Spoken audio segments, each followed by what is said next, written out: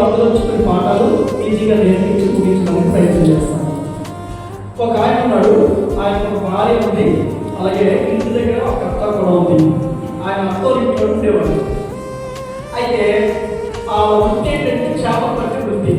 తెలుసా? చాలా చేపలు పట్టే వృత్తి. వాళ్ళు వెళ్తారు, చేపలు పడతారు, తీసుకొచ్చి వాటిని మార్కెట్లో అమ్మి వాళ్ళ జీవనాన్ని సాగిస్తుంటారు.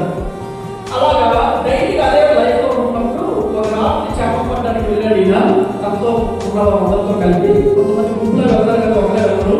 ఆ అందరూ వెళ్ళిన తర్వాత ఆ రాత్రి చేపలు పట్టడానికి ప్రయత్నం చేశారు, కానీ ఒక చేప కూడా దొరకలేదు. రాత్రంతా ప్రయాసపడ్డారు, ఒక్క చేప కూడా దొరకపోయేసరికి ఏంటో ఈ రోజు మన బతుకులుగా అయిపోయింది, వచ్చాక లాభం లేకుండా అయిపోయింది అనుకుంటే నిరాశతో తిరిగి వచ్చారు. తెల్లవారుతుంది. వచ్చిన తర్వాత వారు విప్పిన వలలు అన్ని సర్దుకున్నటువంటి అన్నింటినీ కలిపి మళ్ళీ అన్ని ఉతికి కట్టడానికి వడ్డీని తీసుకొచ్చి దోణులు కట్టేసి వలలన్నీ కూడా వాళ్ళు ఉతుకుతున్నారు, కట్టేసుకొని వెళ్ళిపోవడం.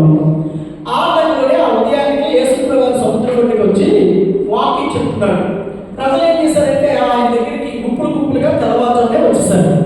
వచ్చి ఆయన మీద రోగాలతో ఉన్నవాళ్ళు, సమస్యలతో ఉన్నవాళ్ళు, బాధలతో ఉన్నవాళ్ళు అందరూ వచ్చి ఆయన మీద పడిపోతుంటే ఆయన మాటలు చెప్పడం లేదు.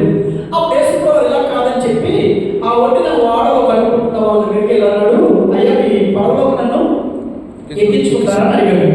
అప్పుడు వెంటనే ఎత్తిగాడు ఆ రెండు బాబు ఎక్కడని ఎక్కించుకున్నాడు.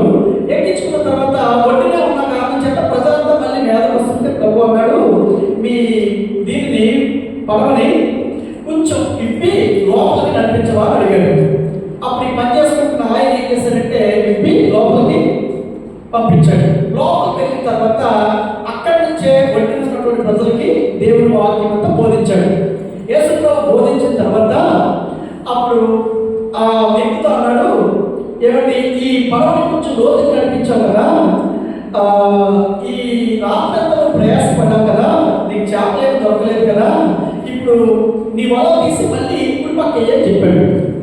అప్పుడు ఆయన అన్నాడు, రాత్రులు పడతాయి ప్రభా, చేపలు పగలు పడవు, చీకటిగా ఉంటేనే అవి పైకి వస్తాయి, వెలుగు రావడం వల్ల అవి పైకి రావు అని చెప్పి మాట్లాడాడు. ఏమన్నాడంటే, నువ్వు చెప్తున్నావు కాబట్టి, నువ్వు ఏమంటున్నావు కాబట్టి, ఇప్పుడు చేపలు పడకపోయినా ఇది పడే కాకపోయినా నువ్వు చెప్తున్నావు కాబట్టి నేను వల వేస్తానని వేశాడు.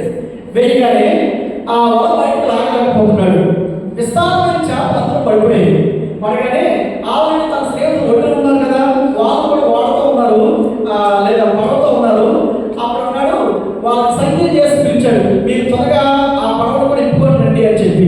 ఇది లాగలేకపోతున్నారు.